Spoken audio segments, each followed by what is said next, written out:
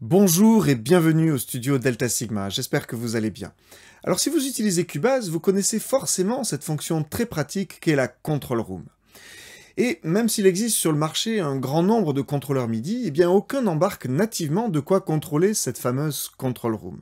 À moins évidemment d'aller voir dans des contrôleurs très haut de gamme et aussi un peu hors de prix. Alors, quand je suis retombé il y a quelques jours sur ce petit boîtier, eh bien je me suis dit que ça serait l'occasion parfaite pour un projet DIY autour d'un petit contrôleur MIDI très compact et nativement intégré à Cubase pour avoir les fonctions essentielles de la Control Room sous les doigts. Alors c'est parti pour la construction de ce nano-contrôleur. Mais restez bien jusqu'au bout parce que j'ai des petites choses à vous dire tout à l'heure. 1, 2, 3, 4 et...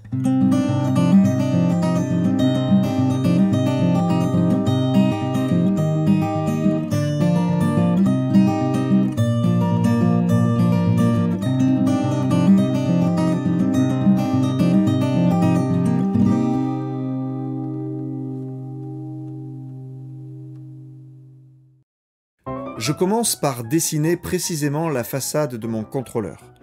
Pour le moment, je dessine les contours extérieurs des différents boutons afin de prendre en compte l'occupation réelle de tous les éléments sur la façade. Une fois cela réalisé, je remets chaque bouton au diamètre réel de perçage. Pour éviter toute erreur, j'indique directement les diamètres à côté de chaque trou. Il ne reste plus qu'à imprimer cela en veillant à rester bien à 100% pour que les mesures soient exactes.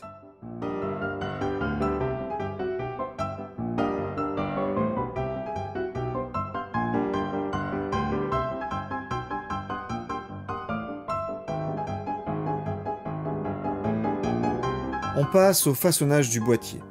La façade en alu recouvre une deuxième façade en plastique. On va donc percer les deux façades l'une après l'autre. Grâce à mon gabarit, je peux marquer très précisément les centres de perçage au pointeau sur la face en alu. Je réalise ensuite un premier perçage avec un petit diamètre de 4,5 mm.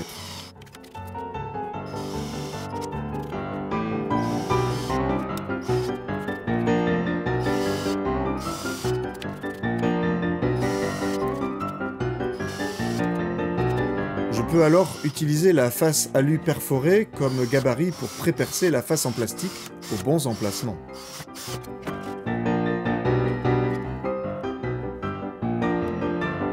J'en profite pour percer le passage du câble USB qui est justement lui aussi d'un diamètre de 4,5 mm. Il faut ensuite agrandir les trous pour les mettre au diamètre définitif. J'utilise pour cela des fraises à étage. Cela permet d'obtenir un perçage net et précis. Il ne faut pas trop appuyer car le plastique est fragile et il faut bien adapter la vitesse de rotation en fonction du diamètre.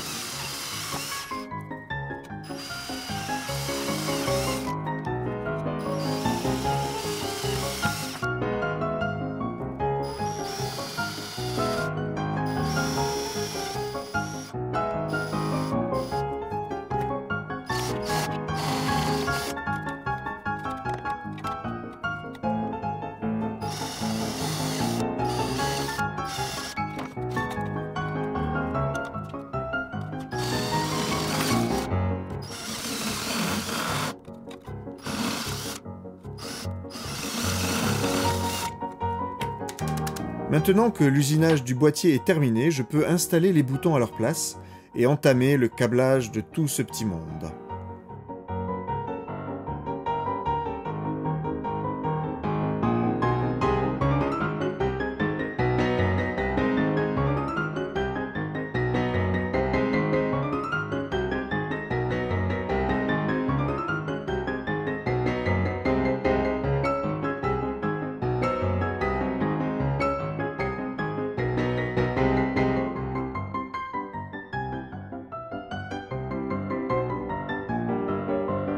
Je commence par relier toutes les masses ensemble, puis j'installe un fil pour chaque bouton qui sera plus tard relié au microcontrôleur.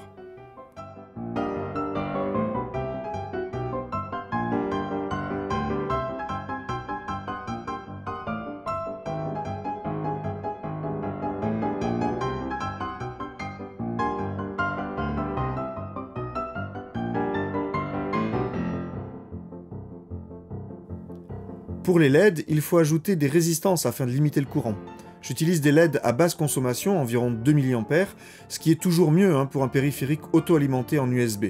Les résistances et les connexions sont protégées dans de la gaine thermo, cela évitera tout risque de court-circuit.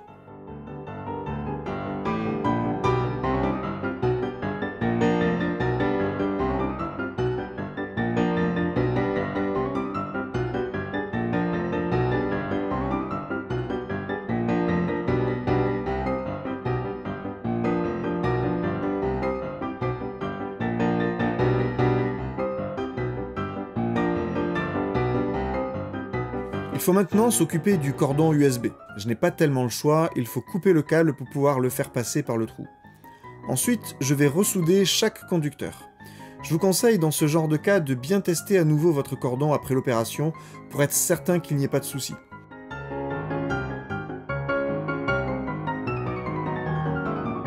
J'ajoute un petit serre-flex sur le câble qui permet de protéger les connexions internes au cas où on tire sur le fil.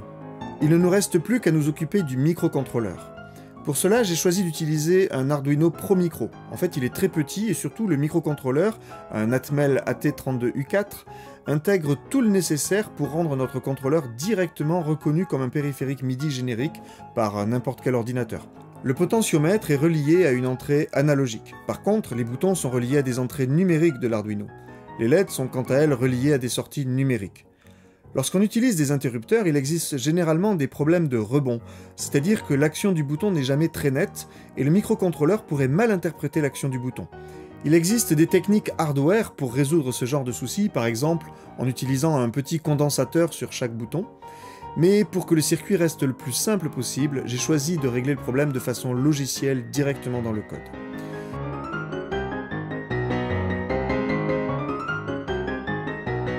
Alors il ne nous reste plus qu'à positionner le potentiomètre et son bouton, puis installer le couvercle inférieur, ainsi que les 4 pieds fournis avec le boîtier. Et voilà, physiquement le nano-contrôleur est terminé. Par contre, il va nous falloir réaliser le firmware qui lui permettra de réaliser toutes les fonctions que je souhaite lui attribuer. Alors je ne vais pas rentrer en détail dans le code, c'était pas tellement le propos ici de faire un tuto sur la programmation en C++ ou en JavaScript. Il existe énormément de ressources sur internet pour ça, et même sur YouTube. Par exemple, je pourrais vous conseiller d'aller voir l'excellente chaîne anglophone Note & Volt, qui détaille pas mal de projets bien sympas à base d'Arduino. Je vous mets les liens dans la description si ça vous intéresse. Mais voici quand même l'algorithme à la base du code. On commence notre code par inclure la bibliothèque MIDI USB, qui nous permettra d'utiliser directement la liaison USB pour transmettre et recevoir les données MIDI. Ensuite, on va déclarer toutes les variables qui nous seront utiles, divers registres, compteurs, etc., qui seront donc utilisés dans le déroulé du programme. Avant de démarrer réellement le programme, il ne nous reste plus qu'à initialiser les entrées et sorties du microcontrôleur, qui correspondent donc à nos boutons, potentiomètres, LED. Il faut aussi activer les pull-up pour les boutons, et c'est dans la fonction setup qu'on va réaliser tout cela. On peut donc rentrer vraiment dans le déroulé de l'algorithme, qui au fond est relativement simple. On commence par réceptionner le buffer MIDI afin de vérifier si une information de lecture ou d'enregistrement a été déclenchée dans le logiciel. Cela nous permet juste après donc de mettre à jour les LED rouges et vertes en fonction. Il faut bien noter que lorsqu'on appuie sur un bouton, celui-ci n'a pas un effet direct sur les LED du contrôleur. Mais en fait, il enverra un signal MIDI au logiciel, lequel activera sa lecture et renverra au contrôleur l'information pour que celui-ci, via le buffer qu'on vient de réceptionner, puisse mettre à jour l'état des LED. On s'occupe ensuite du potentiomètre. Pour cela, on commence par le sonder, afin de voir s'il est en train d'être utilisé ou pas. Si en effet il est en utilisation, eh bien alors on va lire sa valeur. Cela se fait sur une entrée analogique de l'Arduino, et on va la transmettre au buffer de sortie sous forme d'un message MIDI Control Change. Il ne nous reste plus qu'à sonder les 6 boutons un par un, mais très rapidement, pour vérifier leur état, et envoyer au buffer de sortie les valeurs sous forme de note on lorsque le bouton est enfoncé, et de note off lorsqu'il est relâché. Il n'y a plus qu'à faire tourner cela en boucle, et le tour est joué. Bon, c'est très bien tout ça, notre nano-contrôleur est capable d'envoyer des données MIDI lorsqu'on presse des boutons ou qu'on tourne le potentiomètre. Il est capable également d'allumer ou d'éteindre des LED selon les données MIDI qui sont reçues. Alors on pourrait s'arrêter là et mapper manuellement dans Cubase, Nuendo ou n'importe quel autre logiciel chaque fonction à chaque bouton. Mais mon idée est de rendre le contrôleur nativement programmé pour répondre à certaines fonctions précises de Cubase. Nous allons donc aller plus loin dans l'intégration. Alors c'est l'occasion de parler du MIDI Remote. Steinberg a rendu l'API disponible, ce qui nous donne la possibilité de coder un driver pour à peu près n'importe quel périphérique MIDI, afin d'expliquer à Cubase comment il doit dialoguer avec celui-ci. C'est un outil qui est vraiment puissant, qui permet de créer des configurations extrêmement avancées et complexes. La contrepartie, c'est qu'il faut quand même bien savoir programmer. Sinon, vraiment, je vous le déconseille. Sans parler qu'il faut aussi bien connaître les rouages du protocole MIDI. Pour schématiser, on retrouve dans chaque script 3 sections. La première section détaille la création du périphérique, son nom, ses connexions MIDI, etc. La deuxième section permet de créer virtuellement la surface, c'est-à-dire les différents boutons, les potentiomètres, les pads. En même temps, on va lier chaque élément de contrôle à une donnée MIDI particulière, afin de pouvoir dialoguer avec le périphérique physique. Enfin, la troisième section s'occupe de relier chacun des boutons qu'on vient de créer avec une fonction précise du logiciel. C'est là que je vais mapper mes boutons et mon potentiomètre aux fonctions que je souhaite définir d'usine pour mon nano-contrôleur. Alors puisqu'à présent, autant le hardware que le software sont OK, je vous propose de passer à l'installation du nano-contrôleur sur ma station de travail. Et vous allez voir, c'est vraiment très facile. Je commence par brancher mon nano-contrôleur sur une prise USB de l'ordinateur et je lance Nuendo. Il n'y a plus qu'à ouvrir le panneau MIDI Remote de Nuendo, ajouter un nouveau contrôleur, puis importer le script du nano-contrôleur. Et voilà, le contrôleur est opérationnel. Je vous avais dit, c'est vraiment très facile. Alors voyons un petit peu son fonctionnement. On a d'abord le transport avec les boutons Play, Stop et Record. Les LED permettent d'avoir un retour visuel pour savoir si on est en lecture ou si on est en train d'enregistrer. Cela pourrait sembler anecdotique, mais en réalité c'est vraiment très utile à l'usage. Le potentiomètre est affecté évidemment au réglage du volume de la control room. Franchement, si vous n'avez pas de réglage physique du volume pour vos enceintes, ça change vraiment la vie d'avoir un tel contrôle sous la main. Il nous reste les 3 boutons supérieurs, alors ceux-là ils sont affectés de base à l'activation du métronome, de la fonction boucle et de la fonction dim de la control room. Mais selon les besoins, on peut très facilement changer les affectations des boutons. Imaginons que je veuille avoir les fonctions d'avance et de retour rapide sur les boutons jaune et bleu. Il suffit pour cela de double-cliquer sur le bouton en question, puis d'aller chercher dans l'énorme liste de fonctions celle qui nous intéresse. Ici c'est transport, puis rembobiner. Un double-clic nous permet de valider directement l'affectation. Faisons aussi l'autre bouton. Je clique sur le bouton, puis transport, avancer et double-clic. Il y a un dernier réglage à effectuer. Par défaut, les boutons sont en mode toggle, c'est-à-dire qu'on alterne l'état de la fonction à chaque pression. J'appuie, ça s'active. Je rappuie, ça s'éteint.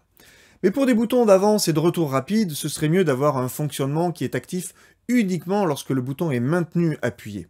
On va donc les passer tous les deux en mode jump. Il n'y a plus qu'à fermer la fenêtre d'assignation, et voilà, notre contrôleur permet maintenant d'avancer et de revenir en arrière. Pas mal, non? On voit dans la liste des assignations que nos 2 boutons sont passés en assignation utilisateur. Les autres sont restés en assignation d'usine. Si jamais vous souhaitez revenir à la configuration d'usine, il vous suffit de supprimer les assignations utilisateurs en cliquant sur la petite corbeille. Et dès que vous fermez la fenêtre, eh bien la configuration d'usine est remise en place. Alors comme vous le voyez, ce petit contrôleur apporte un vrai plus en termes d'ergonomie en restant très compact. Donc l'objectif est atteint. Voilà, j'espère que ce petit projet bien sympa vous a plu. Alors comme vous êtes de plus en plus nombreux à suivre mon travail, eh bien j'ai envie de vous faire un petit cadeau. J'ai décidé, attention, d'offrir à l'un d'entre vous ce nano-contrôleur. Oui, je parle bien de celui-ci, l'original. Laissez-moi vous expliquer. Alors, si vous voulez tenter de gagner cette petite merveille, eh bien il vous suffit d'abord de mettre un petit pouce bleu sur cette vidéo, de vous abonner, ça c'est très important, et surtout de déposer un commentaire sous cette vidéo en incluant en majuscule le mot nano. Et c'est tout. Alors évidemment, vous pouvez développer un peu plus, ne me mettez pas juste nano. Je vous invite à me dire ce que vous pensez de ce petit contrôleur, je serais très intéressé d'avoir vos retours.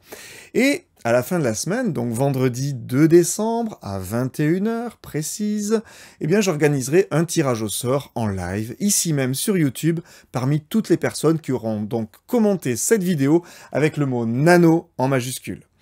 Je vous mets en description tous les détails de ce petit concours. Voilà, n'hésitez pas à partager cette vidéo, à la liker, à vous abonner si vous ne l'êtes pas déjà. N'oubliez pas d'activer la petite cloche pour être prévenu des prochaines vidéos. Nous, on se retrouve donc vendredi 2 décembre à 21 h pour gagner cette merveille. Et d'ici là, prenez soin de vous. Et à la prochaine.